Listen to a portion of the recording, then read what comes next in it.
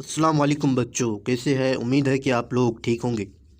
बच्चों, बहुत दिनों बाद आज उर्दू कोर्स भी class 10th CBSE board second term chapter 12 आदमी की कहानी का खुलासा आज के इस टॉपिक में आज के इस क्लास में डिस्कस करेंगे। इससे पहला चैप्टर का एक्सप्लेनेशन लाइन बाय लाइन हम कर चुके हैं। यदि आप उस वीडियो को नहीं देखे हैं तो एक बार ज़रूर चैनल में विजिट कीजिए और उर्दू ग्रामर से रिलेटेड जो भी टॉपिक है, कुछ टॉपिक हम पढ़ा चुके हैं, उस टॉपिक को आप देख सकते हैं ताकि आपको हेल्प मिले उर्दू ग्रामर से रिलेटेड। सेकेंड टर्म में जो जो सिलेबस मेंशन है उसका भी वीडियो चैनल में अपलोड है, आप लोग एक बार ज़रूर देखिए ताकि आपको मालूम हो जाए कि सेकेंड टर्म में क्या क्या पूछे जाने वाले हैं। तो आज की इस क्लास में चैप्टर 12 आदमी की कहानी का खुलासा और इसके बारे में थोड़ा अच्छे से समझेंगे, आदमी की कहानी में क्या बात कहना चाह रहा है। तो सबसे पहला कुछ अल्फाज मानी है, इसका मीनिंग को एक बार अच्छे से देख लेते हैं। जैसे आतिश फ़िशा का मीनिंग होता है आग उगलने वाला। शंग मतलब शौखरब। शिफत मतलब खासियत। तले मतलब नीचे। दास्तान मतलब लंबी कहानी, फिक्शन की एक किस्म। एक ही थैली के चुट्टे बुट्टे होना मतलब एक दूसरे से करीबी ताल्लुक़ रखना, एक ही जैसी खुसूसियात रखना।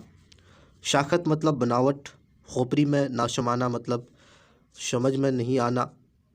सख्त ज़ा मतलब तकलीफ़ बर्दाश्त करने वाला। रौंद डालना मतलब कुचल डालना। खुआ मतलब गार। कदीम मतलब पुराना। अब सबक का खुलासा आदमी की कहानी का हम लोग लाइन बाय लाइन समझते हैं, इसमें क्या बताना चाह रहा है। तो इस सबक में बताया गया है कि हमारी दुनिया पहले आग का एक गोला थी। क्या थी? सबसे पहला हमारी दुनिया एक आग का गोला थी। ये एक ऐसी आग थी जो बिन जलाए जली और बिन बुझाए बुझ गई। यानी इस दुनिया में जो आग थी ये आग बिन जलाए जली थी और बिन बुझाए बुझ भी गई थी। लाखों करोड़ों आग के गोले आसमान में चक्कर खाते दिखाई देते। आज भी हमारे आसमान में आग के गोले नज़र आ रहे हैं जो आप चक्कर खाते चक्कर लगाते दिखाई दिख रहे हैं। और हमारी ज़मीन पर अब भी आतिशफ़िशा पहाड़, जिसको हम लोग वॉल्केनिक माउंटेन, वॉल्केनो कहते हैं, ज्वालामुखी कहते हैं, वॉल्केनिक माउंटेन आज भी मौजूद है। जब चाहते हैं दहकती आग उगल रहे हैं।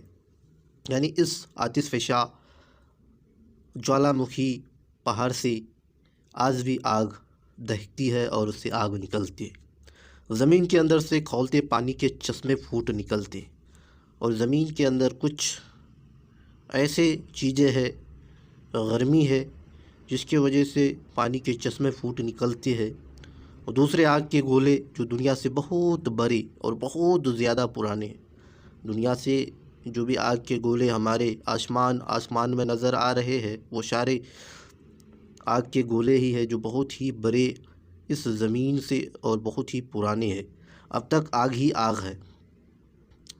दुनिया में ये आग पानी और ज़मीन खोल बन गई। दुनिया में ये आग क्या बनी? पानी और ज़मीन खोल बन गई। फिर एक वक्त आया जब दुनिया सर्द पड़ गई। एक ज़माना आया, एक वक्त आया कि दुनिया पूरा ठंड पड़ गया। तो कहीं से समंदर की तह में यानी समंदर के लेयर में ज़िंदगी का बीज पहुंच गया। ज़िंदगी का एक बीज पहुंच गया। वहाँ वह फूटा और फला फूला। जो बीज था वो वहाँ फटा फूला और फैला। करोड़ों बरसों में तरह तरह के भेष बदले और जो जानवर वहाँ से पैदा हुए वो जानवर करोड़ों बरसों में अलग अलग की शक्ल बदले, अलग अलग अपना रूप बदले। आहिस्ता आहिस्ता इसने पौधों और कीड़ों की सूरत में खुश्की की तरफ कदम बढ़ाया और जो चीज़ बने थे वह पौधे या कीड़े की सूरत हाल में इस ज़मीन की तरफ कदम बढ़ाया। पानी के बगैर सांस लेकर ज़िंदा और रहने की सलाहियत पैदा की। पौधे ऊंचे होने लगे। कुछ कीड़े मछली बनकर तैरे, कुछ परिंद बनकर उड़े, कुछ चौपायों का रूप लेकर खुश्की पर दौड़ने लगे। ये सारे रूप इख्तियार किए, ये सारे शक्ल इख्तियार किए। पानी और खुश्की में ज़िंदगी ने जो ये इब्तदाई शक्लें पाए वह बड़ी भयानक थी। जो पानी और खुश्की में ज़िंदगी की पहली शुरुआत हुई थी वो बहुत ही बड़ी भयानक थी। 40 फीट लंबे मगरमच्छ, 20-20 हाथ ऊंचे हाथी, किसी जानवर की गर्दन इतनी लंबी कि हवा में उड़ते परिंदे को पकड़ ले। इन जानवरों को जो नाम दिए गए वह भी भयानक थे। ये जानवर बढ़ते बढ़ते ऐसे बेडौल हो गए कि ज़िंदा रहना दुश्वार हो गया। कुछ जानवर ऐसे पैदा हो गए थे जो बहुत ही दिन ब दिन बढ़ते जा रहे थे और उसके लिए ज़िंदगी का गुजारना दुश्वार हो गया। खुश्की पर इन बड़े जानवरों के जो नए नमूने नज़र आते हैं वह तो थे तो ऐसे ही डरावने, मगर उनमें आजकल के जानवरों की सिफत थी वह अपने बच्चों को शुरू में दूध पिलाते थे। तरक्की करते करते जानवर की एक किस्म ने ऐसी शक्ल पाई होगी जो आदमियों से कुछ मिलती होगी, यानी इस तरह जानवरों का अलग अलग शक्ल इख्तियार करते गया और ऐसा एक शक्ल आया कि जो आदमियों से मिलती जुलती होगी। ये सब 1000 वर्षों में हुआ। कितना साल में? 1000 वर्षों में हुआ। ये जितने भी प्रोसेस है इसको होने के लिए 1000 वर्ष लगे। आजकल का इल्म हमें बताता है हम इन्हीं बनमानुस की औलाद में है, यानी आज जो हम लोग बनमानुस दिख रहे हैं उन्हीं की औलाद में है।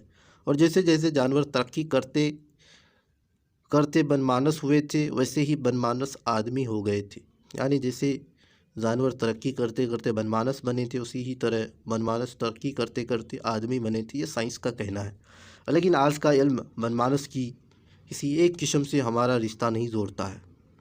हम जिस ख़ास नमूने पर बने हैं उसकी पहली मिसालें अब तक नहीं मिली है, यानी हम लोग किस चीज़ से मिली है, किस चीज़ से बनी हुई इसकी नमूने आज तक नहीं मिली है। आज का जो इल्म साइंस बता रहे हैं बनमानस की एक किस्म है, लेकिन हमारा रिश्ता इससे नहीं जुड़ता है, फिर साइंस ही कह रहे हैं। तो ये थी आदमी की कहानी, आदमी कैसे बना। साइंस का ये मानना है कि बनमानस से आया, फिर बताया जा रहा है कि बनमानस से रिश्ते नहीं जोड़ते हैं। उसके बाद इक़्तिबास की तफ़हीम और मुमकाना सवाल व जवाब। दरअसल इबारत को गौर से पढ़े और उससे मुतालिक सवालों के जवाब दें। ये इबारत दरसी इक़्तिबास है, मतलब सिन पैसेज है, किताब से है जो अभी चैप्टर पर है। दुनिया जब सर्द पड़ गई तो कहीं से समंदर की तह में ज़िंदगी का बीज पहुंच गया। वहाँ वह फटा और फला फूला। लाखों करोड़ों वर्ष में तरह तरह के भेस, मतलब शक्ल बदले, आहिस्ता आहिस्ता सांस लेकर ज़िंदा रहने की सलाहियत पैदा की। पौधे ऊंचे होने लगे और सर उठाकर आसमान की तरफ लपकी। जो कीड़े थे वह मछली बनकर तैरे, उथले पानी में पाँव के बल चले, खुश्की ज़मीन पर रेंगना शुरू किया। हवा में परिंद बनकर उड़े, चौपायों का रूप लेकर दौड़ने लगे। कहते हैं कि उथले पानी और खुश्की में ज़िंदगी ने जो ये इब्तदाई शक्ल पाई वह बड़ी भयानक थी। क्या थी? बड़ी भयानक थी। 40 फीट के लंबे मगरमच्छ, 20-20 हाथ ऊंचे हाथी, किसी जानवर की गर्दन इतनी लंबी कि हवा में उड़ते परिंदों को पकड़ ले। किसी का मुँह दुम के सिरे तक 100 फीट से ज़्यादा लंबा होगा। इन जानवरों को जो नाम दिए गए हैं वह भी ऐसे भयानक है जैसे कुछ जानवर है मंटोसॉरस, एख्थोसॉरस, मैगलोसॉरस वगैरह, लेकिन दुनिया को शायद अपनी ये औलाद पसंद न थी। पाया ये जानवर बढ़ते बढ़ते ऐसे बडौल हो गए कि ज़िंदा रहना दुश्वार हो गया। बहरहाल वह गायब हो गए और जब तक आजकल के साइंस दानों को उनकी हड्डियां नहीं मिले किसी को पता भी नहीं था कि एक ज़माने में ऐसी दियो और अजदे हमारी दुनिया में आबाद थी। तो इससे जुड़े कुछ सवालात हैं। जब पहला सवाल है दुनिया जब शर्त पड़ गई तो क्या हुआ? तो जवाब होगा दुनिया जब शर्त पड़ गई तो कहीं से समंदर की तह में ज़िंदगी का बीज पहुंच गया। वहाँ वह फटा और फला फूला। लाखों करोड़ों वर्ष में तरह तरह के शक्ल भैंस बदले। दूसरा सवाल है लाखों और करोड़ों वर्ष में ज़िंदगी के बीच ने क्या किया? तो लाखों करोड़ों वर्ष में ज़िंदगी के बीच ने, लाखों करोड़ों वर्ष में इस बीच ने पौधे और कीड़ों की सूरत में खुश्की की तरफ कदम बढ़ाया। पानी के बगैर सांस लेकर ज़िंदा रहने की सलाहियत पैदा की। पौधे ऊंचे होने लगे और सर उठाकर आसमान की तरफ लपके। कीड़ों ने कौन कौन सी सूरत इख्तियार की थी? कीड़े मछली बनकर तैरे, उथले पाँव में पानी में पाँव के बल चले, खुश्क ज़मीन पर रेंगना शुरू किया। हवा में परिंद बनकर उड़े, चौपायों का रूप लेकर दौड़ने लगे। ये थी किरम ने शक्ल इख्तियार की थी। इब्तदाई जानवर की शक्ल कैसी थी? पुराने ज़माने में जो जानवर थे उसकी शक्ल कैसी थी? इब्तदाई जानवरों की शक्ल बड़ी भयानक थी। 40 फीट लंबे मगरमच्छ, 20-20 फीट लंबे मगरमच्छ, हाथ 20 हाथ ऊंचे हाथी, किसी जानवर की गर्दन इतनी लंबी कि हवा में उड़ते परिंदा को पकड़ ले, किसी का मुंह और दुम से सिर तक 100 फीट से ज़्यादा लंबा था। इब्तदाई जानवरों को क्या नाम दिए गए? इब्तदाई जानवरों को जो नाम दिए गए थे वह है बर्नोटोसोरस, एक्स्थोसोरस, मैक्सिलोसोरस। ये थे कुछ जानवर इब्तदाई, मतलब पुराने ज़माने के जानवर। इसके बाद और भी कुछ इक़्तिबास है, और दर्ज़ेल इबारत को गौर से पढ़े और इनसे मुतालिक सवालों के जवाब लिखे। ये सब 1000 वर्ष में हुआ और फिर कहते हैं कि दुनिया की आबो हवा बदली, वह ऐसी ठंड पड़ी कि इसका बहुत सा हिस्सा बर्फिस्तान हो गया और बर्फ़ के खिसकते फिसलते पहाड़ों ने सब कुछ अपने तले रोन डाला। फिर गर्मी आहिस्ता आहिस्ता बढ़ी, बर्फिस्तान पिघल कर समंदर हो गए और ज़िंदगी फिर उभरी और फैली। इस तरह 4 मरतबा हुआ, और इस वक्त ज़मीन में कई सौ गज़ नीचे तक हमें जो कुछ मिलता है वह उन्हीं गर्मी और सर्द की फ़ैरों की दास्तान है। इस ज़माने में आज समझ सकते हैं कि बन मानुस का बुरा हाल होगा। किसका बुरा हाल हुआ होगा? बन मानुस का। इनमें से बाज़ की 1-2 हड्डियाँ बाफ के नीचे और जानवरों की हड्डियों के साथ दफन हो गए और अब ज़मीन के अंदर बहुत दूर पड़ी है, जिससे हम अंदाज़ा लगा सकते हैं वह करोड़ों या लाखों वर्ष पहले आबाद थे और उनके ज़माने में ज़िंदगी की क्या सूरत थी। लेकिन उन्होंने इस दौरान में शायद 2-4 बातें सीख ली थी जो बहुत काम की थी।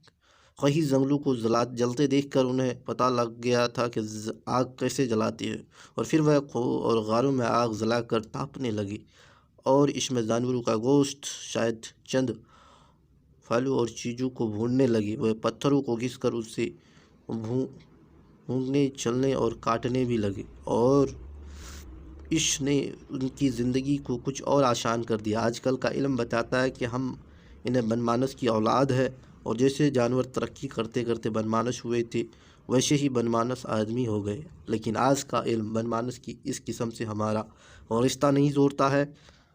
हम एक ही थैली के चट्टे बट्टे, लेकिन हम जिस खास नमूने पर बने हैं इसकी पहली मिसालें अब तक नहीं मिली है।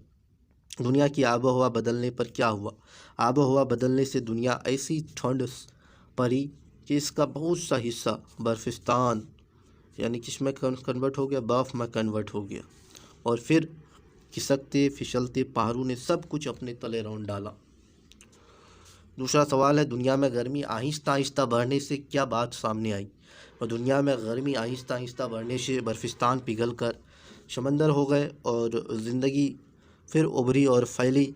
तीसरा सवाल है, बर्फ़ के नीचे मनमानस और जानवरों की जो हड्डियाँ दफन है उनसे क्या पता चलता है? बर्फ़ के नीचे दफन जानवरों की हड्डियों से ये पता चलता है कि वह जानवर करोड़ों या लाखों वर्ष पहले आबाद थे और उनके ज़माने में ज़मीन की क्या सूरत थी। इब्तदाई दौर के इंसान ने किस तरह आग जलाना सीखी? तो इब्तदाई दौर के इंसान ने जंगलों को जलती देखकर उन्होंने ये पता लगाया कि आग कैसे जलती है, और फिर वह अपनी खो और गारों में आग जलाकर तापने लगे। आजकल का इल्म हमें क्या बताता है? आजकल का इल्म बताता है कि हम इन्हीं बनमानस की औलाद है, और जैसे जानवर तरक्की करते बनमानस होते थे वैसे ही बनमानस आदमी हो गए। सवाल व जवाब इस कहानी से। ज़मीन से बरे मतलब आदमी की कहानी से जुड़ी हुई कुछ मस्की सवाल और जवाब। ज़मीन से बरे आग के गोले कौन से हैं? ज़मीन से बरे लाखों आग के गोले आसमान में चक्कर खाते दिखाई देते हैं। चमकते हुए तारे और सूरज ऐसे ही आग के गोले हैं। दूसरा सवाल, ज़मीन की बनावट से ज़मीन की उम्र का अंदाज़ा किस तरह लगाया जा सकता है? जब दुनिया सर्द पड़ गई तो जो ज़्यादा ठोस शीशा था वह चट्टान बन गया। साइंसदान चट्टान और धातु से हिसाब लगा सकते हैं कि ज़मीन की उम्र क्या है। तीसरा सवाल में है, ज़मीन पर मुख्तलिफ जानदारों की नशोनुमा कैसे हुई? तो समंदर की तह पर ज़िंदगी का बीज पहुंचा, वहाँ वह फटा फूला फला। लाखों करोड़ों वर्ष में ज़मीन ने पौधे और कीड़े की सूरत इख्तियार की। कुछ कीड़े मछली और पानी के दूसरे जानवर बने और कुछ ने पानी से निकलकर खुश्की में रेंगना शुरू किया और पानी के बगैर सांस लेकर ज़िंदा रहने की सूरत पैदा की। इस तरह पानी और खुश्की में जानदार की नशोनुमा हुई, पैदाइश हुई। दूध पिलाने वाले जानवर बड़े बड़े बडौल जानवरों से ज़्यादा सख्त जान क्यों निकले? क्योंकि ये जानवर इसलिए सख्त जान थे कि दुनिया की मुसीबतों को झेला। उनके जिस्मों में ऐसी तब्दीलियां होती रहे कि वह मौसम की सख्तियों को अच्छे तरह बर्दाश्त कर सके और दूसरे जानवर से अपनी जान भी बचा सके। पांचवा सवाल है, ज़मीन के बर्फिस्तान बन जाने पर जानवरों का क्या हाल हुआ? ज़मीन के बर्फिस्तान बन जाने से जानवरों का बुरा हाल हुआ होगा और वे बर्फ़ में दबकर मर गए। उनमें से कुछ की हड्डियाँ दूसरे जानवर की हड्डी के साथ दफन हो गए और अब ज़मीन के अंदर बहुत दूर पड़ी है। आग जलाने यानी जलाना सीखने के बाद इंसानी ज़िंदगी में क्या तब्दीलियाँ हुई थी? तो इंसान ने आग जलाकर सर्द मौसम से बचने के लिए खुद को तापने लगे। जानवरों का गोश्त और शायद चंद फलों और चीज़ों को भूनने भी लगे। और नीचे कुछ मुहावरे और कहावतें हैं, जैसे खोपड़ी में ना समाना मतलब दिमाग में नहीं आना। बेवकूफ़ आदमी को कितना समझाओ उसकी खोपड़ी में नहीं आता इसका इस्तेमाल। एक ही थैली के चुट्टे बुट्टे होना मतलब चोरा चाके डाकू धोखेबाज सभी एक थैली के चट्टे बट्टे होते हैं। मतलब चोर हो या चौके हो डाकू हो सभी एक ही थैली के चट्टे बट्टे होते हैं। भेष बदलना मतलब शक्ल बदलना। भेष बदल कर कुछ देर के लिए ही धोखा दिया जा सकता है, हमेशा के लिए नहीं। ये थी कुछ मुहावरे और आदमी की कहानी से जुड़ी हुई सवाल व जवाब। और यदि आपको ये क्लास अच्छा लगा तो वीडियो को अपने दोस्तों के साथ शेयर कीजिए और चैनल को सब्सक्राइब करके रखिए ताकि जो भी वीडियोज़ अपलोड हो आपका मिस ना हो, आपको उसका फ्यूचर में अपडेट मिलता रहे। Thanks for watching.